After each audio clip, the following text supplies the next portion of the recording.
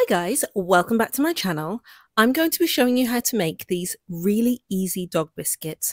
They take only 5 ingredients and come together in the food processor in 15 seconds. So, if you want to learn how to make really easy dog biscuits, then watch this video.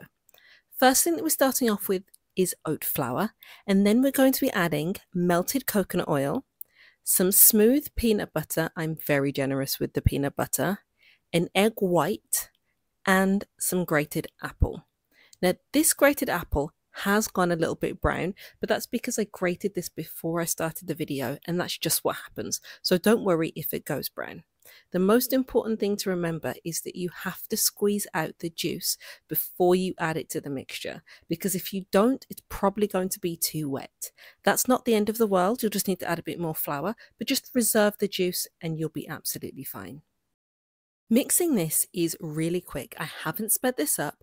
It takes 15 seconds. If it doesn't come together, then just add a tiny bit more juice. And if it's too wet, then add a tiny bit more flour.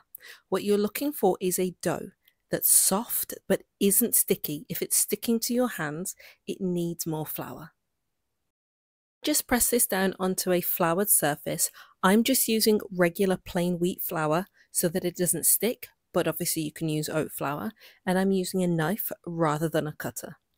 It doesn't matter if you use a cutter. The most important thing is that they're all about the same size, and that's so that when they go into the oven, they all cook evenly for the same amount of time.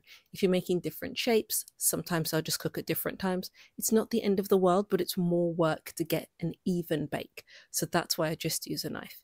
And this dough doesn't stick, which is great. And any of those rough edges, I just re-roll those and just cut it again so that they're all about the same size.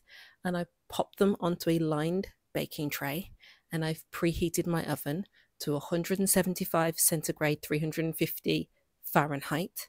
And I'll pop those in for about 20 minutes or so, maybe 25. And what I'm really looking for is for the edges to be golden.